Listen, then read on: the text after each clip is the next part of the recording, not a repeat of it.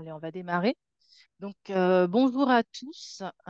Tout d'abord, merci à vous de vous être inscrits et de nous réserver ce créneau horaire. Donc, si vous êtes là, c'est qu'on va pouvoir parler facture électronique aujourd'hui. Notamment, en fait, on vous propose avec Mélodie de faire un état des lieux de la réforme et de vous donner donc quelques solutions pour réussir la facture électronique en B2J et surtout en B2B. Alors, tout d'abord, on va se présenter. Donc, moi, je suis Lucie Vu, je suis business manager pour les partenaires. Globalement, j'accompagne donc les intégrateurs, les éditeurs de logiciels à mettre leurs solutions à la norme facture électronique pour respecter la législation française, donc que ce soit en B2J ou en B2B. Et donc, bonjour, moi c'est Mélodie Martin, business manager, mais sur le profil client-utilisateur. Donc, sur les mêmes fonctionnalités d'intégration et de prise en main de l'outil pour vos besoins du coup personnels. Juste petite info, avant de commencer, je voulais vous prévenir que vous avez les questions-réponses. Donc, n'hésitez pas à l'alimenter au fur et à mesure de la présentation. Nous, on va dérouler notre présentation, puis on aura une session de questions-réponses en fin de webinaire. Donc, n'hésitez pas à les noter au compte-gouttes sans problème. On va commencer du coup par parler donc facturation électronique, mais aussi d'un point de vue mondial. Aujourd'hui, on se focus sur la France, mais bien évidemment, vous imaginez que la facturation électronique va au-delà de nos frontières. Et beaucoup de pays, notamment dans l'Union européenne, s'y conforment de plus en plus.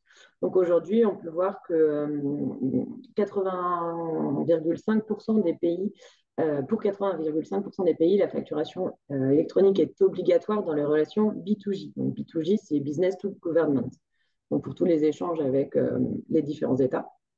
Et que près de 20% des pays l'utilisent de manière volontaire, ce qui facilitera d'autant plus pour eux l'obligation notamment qui va arriver en France d'ici quelques années. Et que vous n'êtes pas sans savoir, d'ici 2025, la facturation électronique deviendra le mode d'échange dominant dans le monde entier. Et voilà, Lucie va enchaîner sur le calendrier, mais très prochainement en France, d'ici 2026. Alors, si on fait un état des lieux et un constat, on va dire, de l'évolution de la facture électronique en France, on voit que ça ne sort pas comme ça de nulle part, hein. En fait, tout a commencé en 2012 avec l'obligation de l'État français d'accepter les factures émises par les fournisseurs sous forme dématérialisée. Donc, c'est là qu'on voit le nouveau portail donc, qui s'appelait Chorus Facture. On voit aussi qu'en 2014, il y a une directive européenne donc, qui vise à avoir les opinions en fait, des différents États enfin, membres pour pouvoir créer une sorte de rapport sur la future loi facture électronique. Ce qui fait qu'en 2017, naît la loi sur la facture électronique en B2J, donc pour le secteur public. En 2018, on voit aussi apparaître la loi antifraude, donc pour justement lutter contre la fraude à la TVA. Donc, quand on parle de loi antifraude à la TVA, en fait, elle est déjà en application. Elle concerne toutes les entreprises assujetties à la TVA, toutes les entreprises qui effectuent des ventes de marchandises ou de services. Et elle oblige en fait ces entreprises à utiliser un logiciel conforme pour pouvoir suivre toute la traçabilité en fait de la chaîne commerciale. Donc aujourd'hui, B2B Router, en tout cas, répond à cette législation. Cependant, il existe encore des entreprises qui n'ont pas de logiciel et donc qui se mettent en non-conformité et qui peuvent avoir des sanctions quand même assez lourdes pour une entreprise, notamment une amende de 7 500 euros par logiciel non certifié, avec l'obligation de se mettre en conformité dans un délai de 60 jours sous peine d'avoir une nouvelle amende de 7 500 euros. Et s'il y avait fausse production d'attestation ou de certificat, l'amende peut aller jusqu'à 45 000 euros et 3 ans d'emprisonnement. Donc, c'est vraiment pas à prendre à la légère. Si on continue dans notre timeline, au niveau B2J, donc la réglementation a tenu compte de l'ensemble des entreprises en 2020 Et on voit qu'en 2022 naît l'obligation de facture électronique pour le B2B. Donc, on parle d'invoicing, de facture nationale, domestique, avec l'obligation de transmettre des données de transaction via le e-reporting. Donc, ça, je vous en dirai un peu plus par la suite. Tout le monde le sait, en 2024, donc, il y a eu la loi de finances rectificative qui a fait que la date prévue de déploiement a été repoussée en 2026. Ce qui fait que nous aurons probablement une phase pilote pour 2025 et une obligation donc, de réception et d'émission progressive en fonction de la taille des entreprises en 2026. Donc, si on revient un peu plus sur la réforme B2B en elle-même, on voit qu'au niveau du calendrier, donc, tout démarre au 1er septembre 2026 avec, on va dire, une cible qui est splittée en deux. Tout d'abord avec les grandes entreprises et les ETI, donc, comme vous pouvez le voir, avec des effectifs et des chiffres d'affaires bien particuliers, et des PME et TPE d'autre part. En tout cas, dès le démarrage, toutes les entreprises soumises à la TVA vont devoir réceptionner des factures électroniques. Seules les grandes entreprises et les ETI seront dans l'obligation d'émettre des factures électroniques et de faire le e-reporting dès cette date. Et progressivement, donc un an après, les PME et les TPE devront s'y conformer également.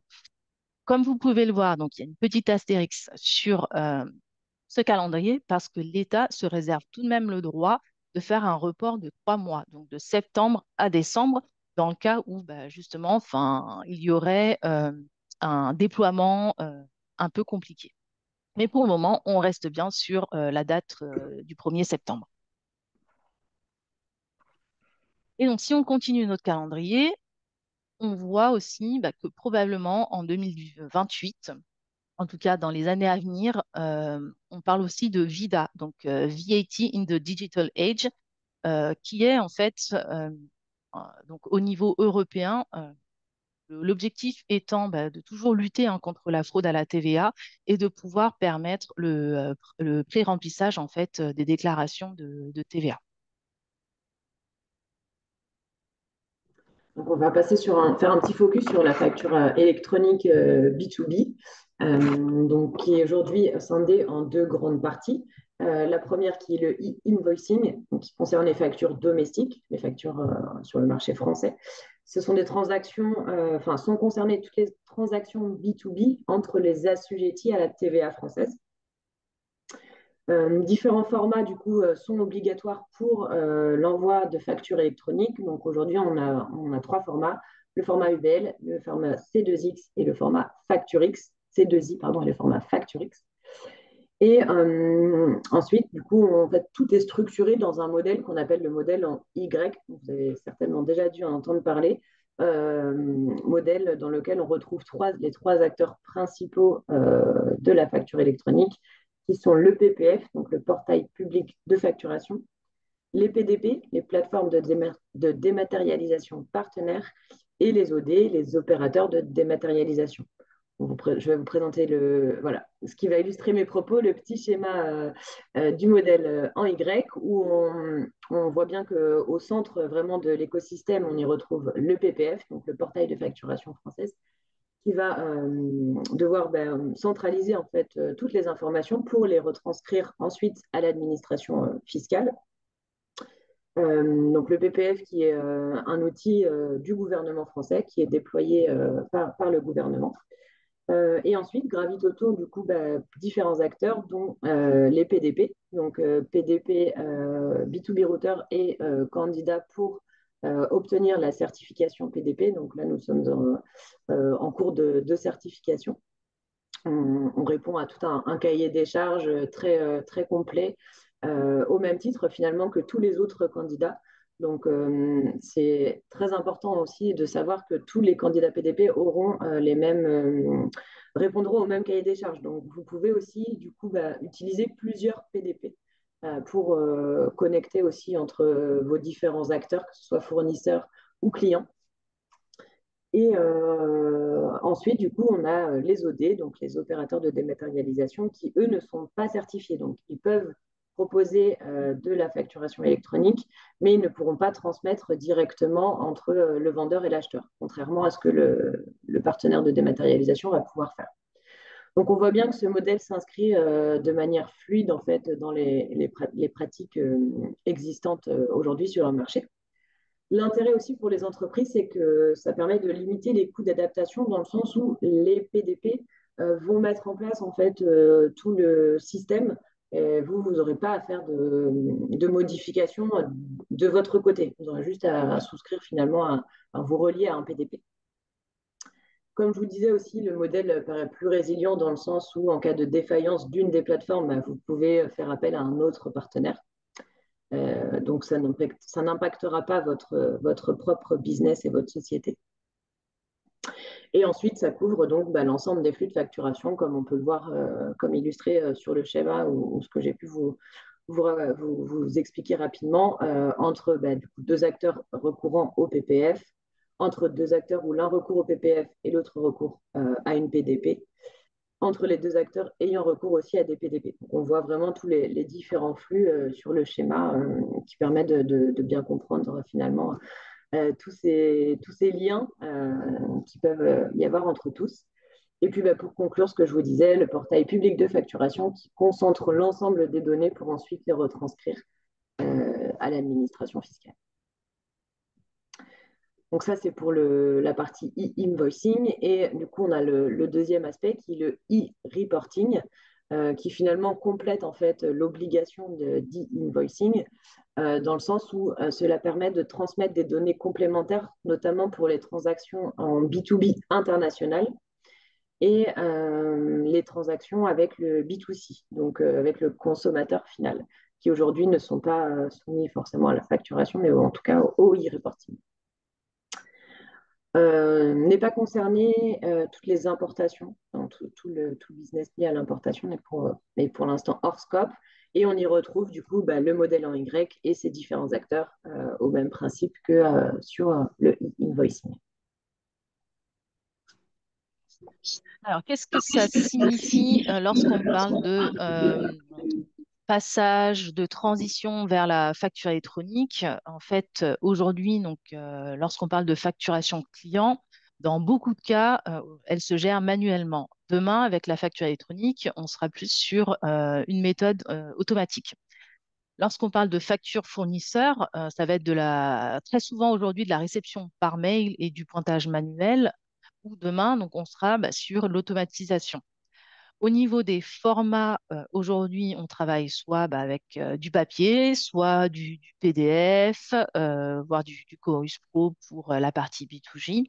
Demain, ce seront donc les trois formats du socle, en tout cas les prérequis déterminés par le gouvernement français, qui sont les formats structurés UBL, C2I et FactureX.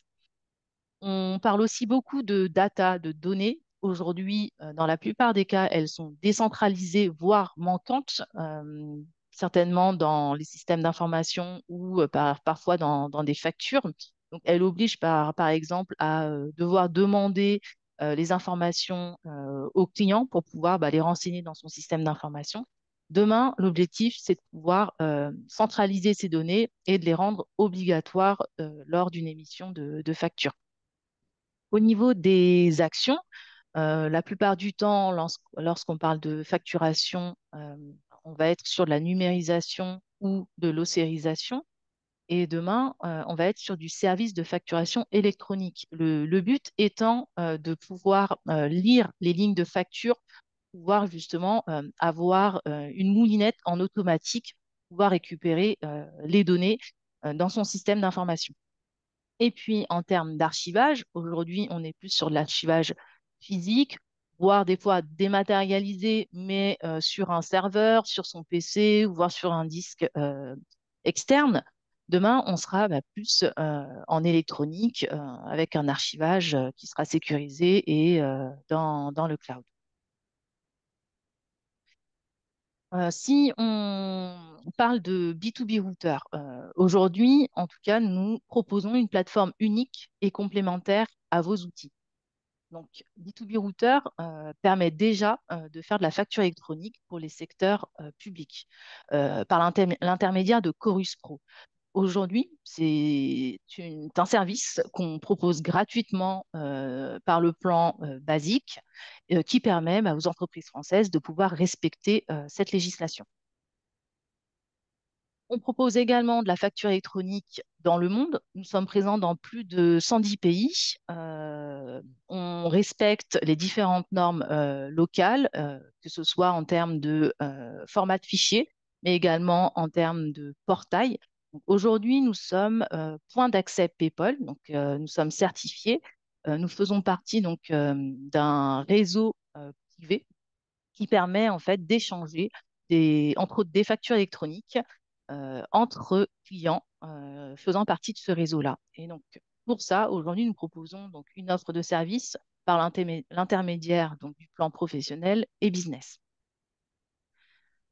Nous travaillons déjà avec des intégrateurs, des éditeurs de logiciels par l'intermédiaire de l'offre entreprise, en proposant en fait différents moyens de connexion, donc que ce soit de l'API, une connexion SFTP, Windows, ou bien personnalisée, par exemple par l'intermédiaire d'add-ons qui pourraient être plugués à votre ERP. Le but étant de pouvoir gérer la facture électronique en émission ou en réception en masse. Donc, comme le disait Mélodie, notre objectif, et on travaille dans ce sens, c'est que B2B Router puisse devenir une PDP et puisse accompagner les entreprises françaises dans cette réforme. On a été retenu pour la phase pilote, donc prévue en 2025.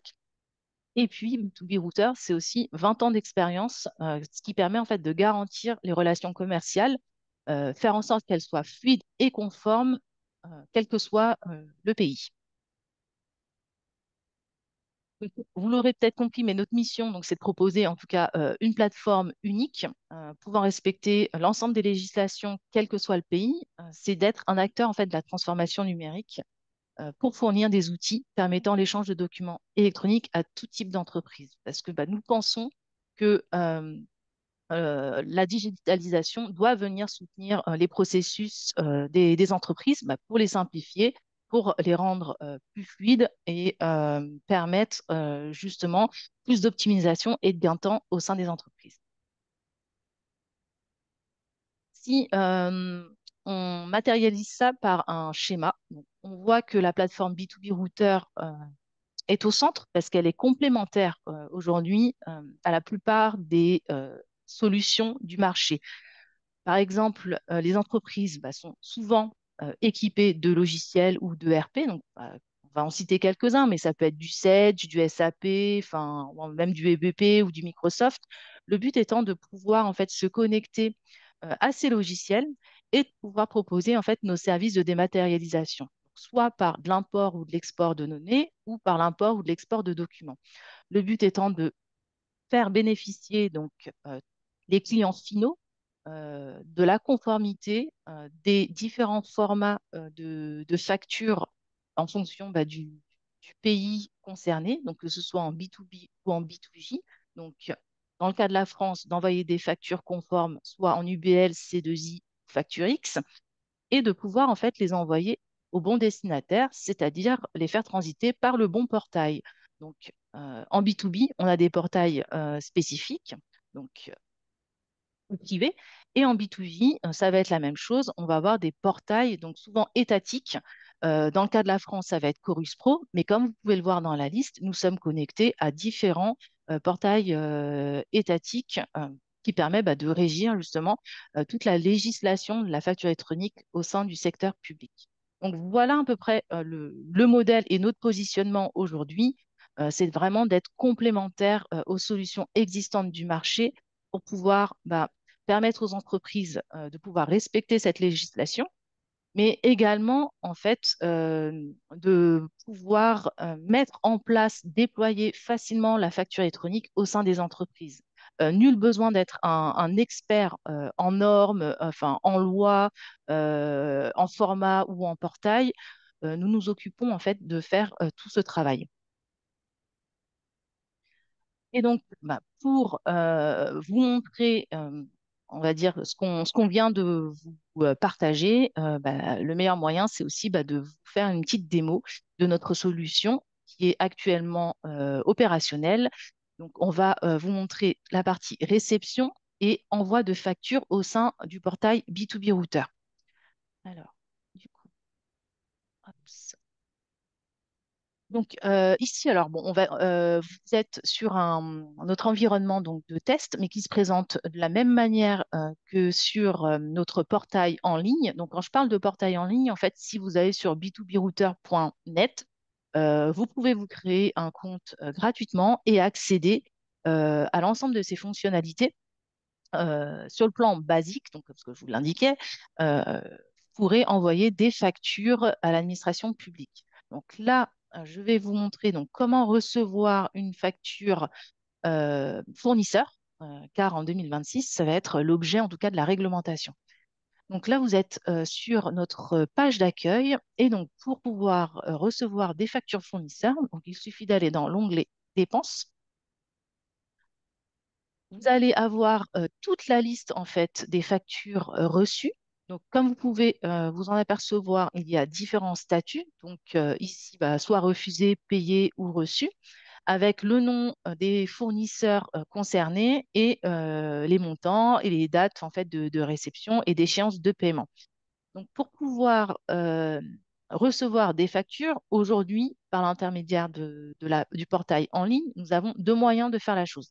Soit on va importer une facture, et donc sur l'import de facture, vous allez pouvoir aller chercher donc, sur votre PC ou sur votre dossier, enfin Drive ou en ligne, votre facture au format XML, PDF, JPEG ou PNG.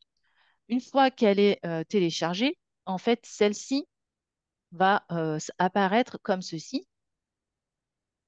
Euh, Voilà. Elle va apparaître en prévisualisation. Donc, vous allez pouvoir avoir la facture téléchargée telle qu'elle. Et comme il s'agit en fait d'une facture PDF ou JPEG, les outils d'ossérisation aujourd'hui sont un peu limité dans le sens où ils ne lisent pas forcément correctement chaque ligne parce que un PDF ça va être une image donc ça va être compliqué en fait d'extraire chaque ligne donc on donne la possibilité à nos utilisateurs de pouvoir faire des vérifications manuelles notamment au niveau du montant et du libellé. Donc voilà comment se présente la facture reçue. Et je vous parlais d'un deuxième moyen qui est d'ajouter une facture reçue. Donc là, on va être vraiment purement sur la saisie manuelle. Donc saisir le numéro de la facture, entrer une date de facture, choisir une devise, l'échéance de paiement, mettre le nom ou le libellé, en tout cas du produit acheté, choisir la TVA à appliquer, indiquer le montant et pouvoir l'enregistrer et la visualiser. Et en fait, une fois que vous enregistrez et visualisez la facture, elle va apparaître de cette manière-là, avec les données donc, qui se situent donc, sur la droite, comme vous les avez renseignées. Donc voilà aujourd'hui, on va dire, la méthode sur le portail. Lorsqu'on parle de réception, en fait, tout va se passer au niveau de la configuration de l'entreprise. Ça signifie que en tant qu'utilisateur de B2B Router, en fait, vous allez pouvoir aller dans la partie connexion et pouvoir paramétrer directement en fait l'activation de la réception. Donc, entre utilisateurs B2B Router, l'échange de fournisseurs pourra se faire de manière automatique en activant cette case. Pour la partie email, de la même manière. En fait, il suffira juste d'activer ces cases-là pour pouvoir en fait les recevoir automatiquement dans la solution B2B Router. Donc, voilà comment se passe la réception de factures au sein de la solution. Et en mode API, donc en fait, ce sera complètement transparent, mais ça fera appel, on va dire, au même workflow. Donc voilà pour la partie réception. Je vais laisser la main à Mélodie pour parler de la partie. Je vais émission prendre de facture. exactement. On va parler du coup émission. Donc là, on va dans le petit onglet des recettes. Hop, ça charge. Ou bah, sur le même principe, vous retrouvez en fait la liste du coup de toutes les factures que vous avez déjà créées, éditées avec bah, les numéros de facture et les différents statuts en fonction bah, voilà, de là où en sont les différentes factures. Aujourd'hui, du coup, pour créer une facture, donc on va forcément sur l'onglet créer une facture. À partir de là, soit on sélectionne un contact qui est déjà existant dans l'outil, ou alors on peut aussi en créer un nouveau. Donc là, on va faire la création du nouveau compte. Par exemple, je vais prendre la commune de Nantes pour vous donner un exemple. Donc, je vais sélectionner leur numéro de TVA. Non, je vais le mettre ici, pardon, puisque ce n'est pas le SIRET. Le numéro de TVA. Et ensuite, je valide. On complète ensuite, au fur et à mesure, en fait, toutes les informations. Je vais juste mettre la ville et on complète ensuite toutes les informations. À partir du moment où nous serons certifiés PDP, nous serons connectés aussi à l'annuaire du PPF. Du coup, ces informations se rempliront de manière automatique. Ensuite, on choisit du coup le type d'envoi, soit par email, soit par réseau, par exemple ouvert comme le réseau PayPal, ou par un réseau privé. Dans ces cas-là, on choisit en fait les différents réseaux qu'on peut utiliser. Euh, hop, là, je vais le faire par exemple par email. Ici, on indique l'email de la personne. On continue. On sélectionne le mode de paiement qu'il choisit. Par exemple, on va mettre chèque, l'échéance de paiement, un 30 jours, etc. C'est assez facile. Une fois qu'on a configuré du coup le compte, on voit que la création s'est faite avec succès.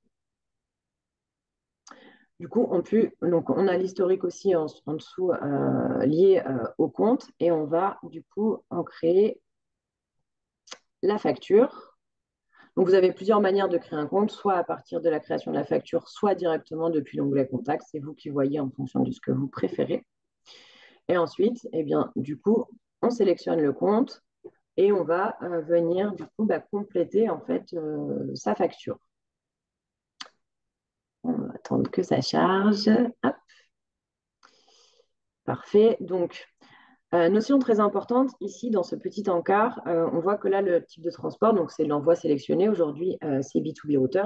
Si aujourd'hui, vous faites le choix aussi enfin, vous pouvez configurer en fonction des différentes PDP demain que vous aurez choisi. Et pareil, le type de document, aujourd'hui, on est sur un format PDF, mais demain, on sera plutôt sur un format UBL ou Facturix ou C2I. Ensuite, on renseigne donc tous les champs nécessaires à la facture, la date de facturation, la période de facturation si on était sur un mois plus ou moins long, la devise, etc. Ensuite, vous choisissez donc le produit. Soit vous indiquez aussi ici directement le libellé avec votre tarif, ou sinon vous pouvez avoir accès directement à notre catalogue que vous aurez pré-rempli en amont.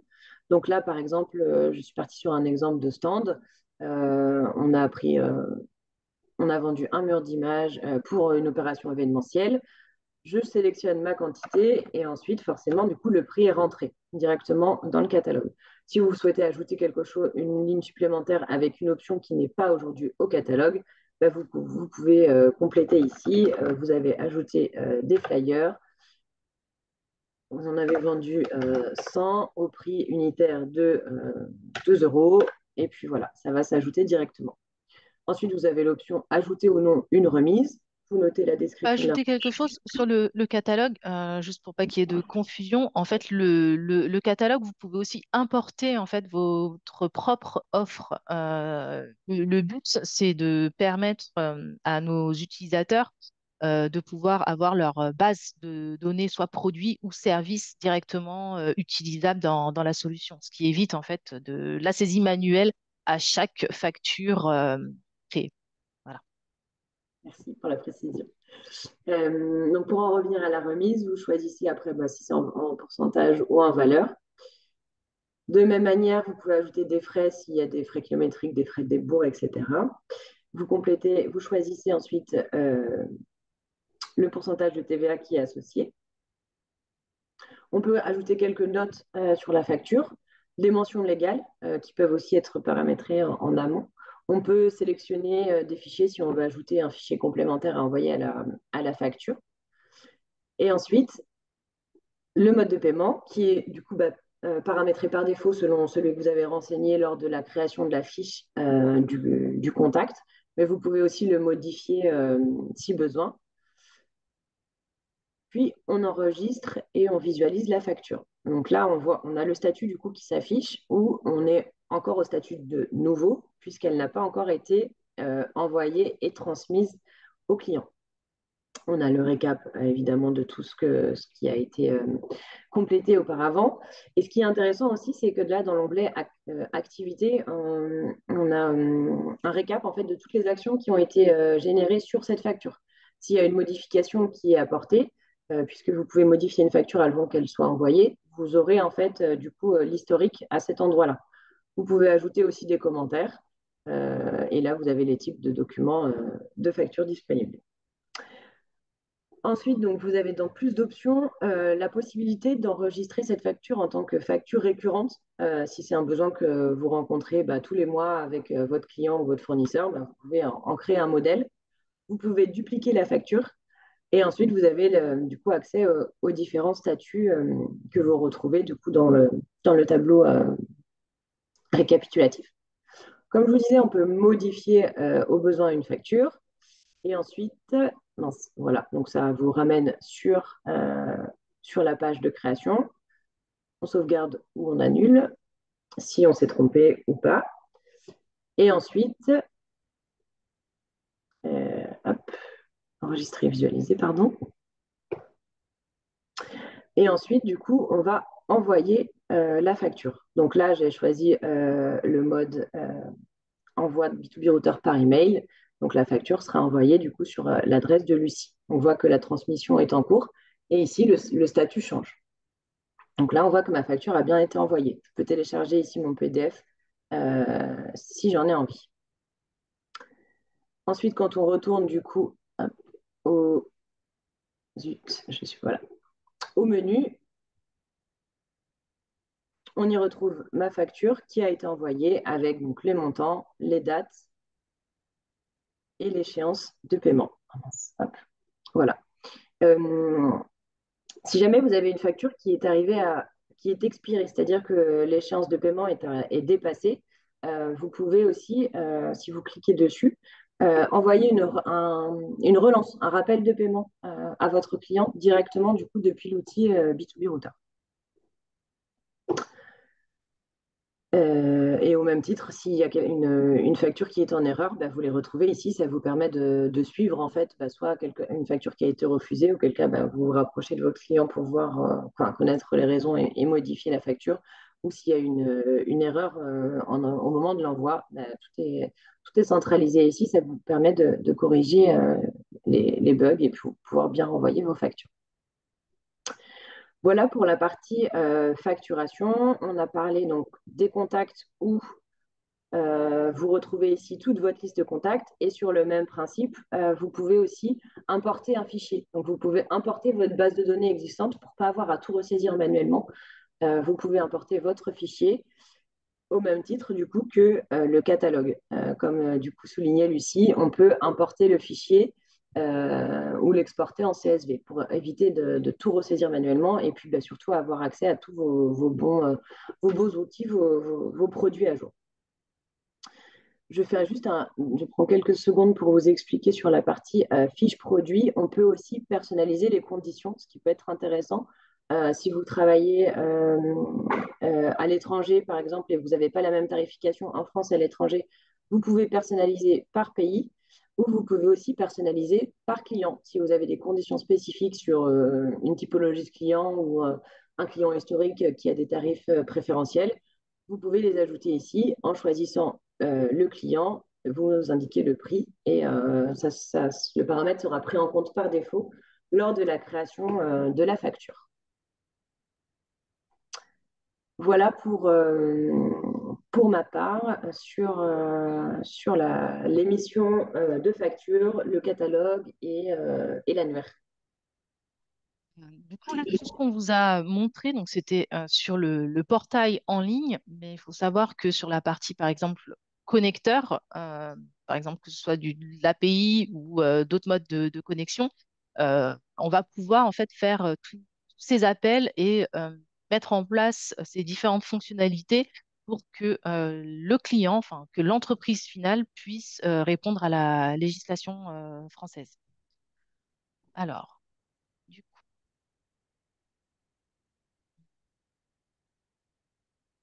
partager.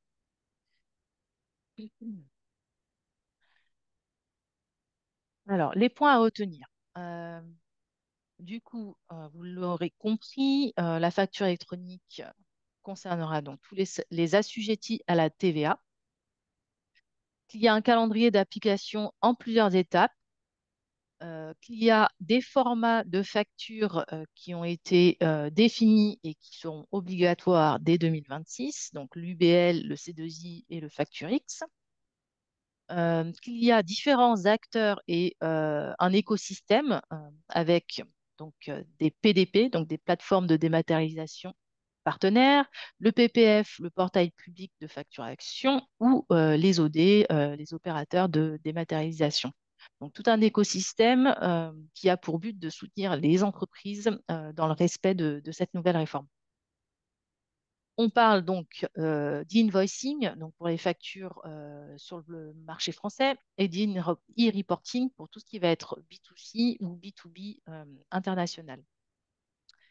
Et puis, vous l'aurez compris, donc B2B Router, c'est déjà une solution opérationnelle, hein. On vous a montré donc les différentes fonctionnalités de facture électronique via le portail, mais qui sont identiques sur des modes de connexion API ou enfin, SFTP et autres systèmes de connecteurs. On est complémentaire aux solutions existantes du marché pour permettre l'envoi ou la réception de factures électroniques en masse. On participera à la phase pilote et nous sommes candidats en PDP. Donc, aujourd'hui, nous sommes déjà ISO 27001, nous sommes point d'accès PayPal et on participe à de nombreuses organisations comme l'ESPA ou la FNFE pour la France. On vous a mis quelques liens utiles, donc notre site où vous allez pouvoir avoir aussi une grosse partie de blog euh, et avoir de nombreuses informations donc, sur la réforme française, mais aussi au niveau mondial. On envoie des newsletters mensuels à nos clients où justement on les informe de l'évolution de la réforme. On vous a mis un site qui renvoie sur le ministère des Finances afin de pouvoir vous donner toutes les informations en temps réel qui sont fournies du coup par l'État. Et puis un lien vers une FAQ, donc très intéressante pour pouvoir justement approfondir votre connaissance sur la facture électronique et notamment parfois avec des cas qui sont un peu spécifiques. Donc, nous avons fini notre présentation. Donc, il nous reste du temps pour les questions et les réponses. Du coup, n'hésitez pas. Alors, je ne sais pas s'il y en a dans le chat ou dans les questions-réponses. Donc, n'hésitez pas. Vous avez un module de questions-réponses où Il n'y en a pas vous pour. pouvez. Non, il n'y a pas de questions ou de réponses. Donc, c'est que nous avons été. Ah, ne pourrait-on pas déposer une facture sans ressaisir une deuxième fois notre facture déjà créée dans notre ERP? Si, tout à fait. En fait, c'est pour ça que je vous parlais en fait de connecteurs et notamment l'intégration API. Aujourd'hui, donc, c'est une connexion qu'on propose aux éditeurs de logiciels, intégrateurs, pour faire le lien justement entre votre ERP et la solution B2B Router. Nous, notre objectif, c'est de vous mettre vraiment à disposition, on va dire, les services de facture électronique en toute transparence, dans le but que vous puissiez n'utiliser que votre ERP et pouvoir bénéficier en fait de la facture électronique sans avoir à former de nouveau sur une nouvelle solution, sans avoir à créer une nouvelle facture manuellement Voilà, c'est via en fait ces connecteurs-là que vous pourrez bénéficier d'une conformité avec la facture électronique. Donc ça, il faudra, bah, enfin, soit nous pouvons en reparler après le webinar ou se mettre en relation du coup avec votre partenaire informatique. Voilà, en espérant avoir répondu correctement. De Je vais rien. indiquer nos adresses mail dans le chat, comme ça, si vous avez besoin d'avoir plus Parfait, ouais. d'informations, ne pas Oui. hésiter à nous. Enfin, vous pourrez du coup nous envoyer un petit mail, ou alors sinon directement via le site de Bitouri Router, ça nous sera retransféré, mais comme ça, vous aurez accès à nos coordonnées. Dans tous les cas, tout ce qu'on vous a présenté aujourd'hui, vous allez recevoir par mail via enfin, un mail de notre service marketing. Nous avons enregistré du coup le webinar, donc vous pourrez bah, le revoir. Vous aurez donc accès à la présentation. Et comme elle a dit Mélodie, n'hésitez pas enfin, à nous recontacter justement si vous avez des besoins très spécifiques. euh, on pourra vous accompagner en tout cas dans cette démarche. Je vois dans le chat. Alors, donc, moi, je vois pas d'autres questions. Non, Euh, pas pour le moment. ok. Bon, bah, du coup, en espérant que ça vous a donné les informations nécessaires pour un passage, en tout cas à la facturation électronique le plus serein possible, nous allons bah, conclure bah, ce webinaire. On vous remercie de votre participation. Et puis, bah, on vous souhaite une bonne mise en conformité et nous restons à votre disposition.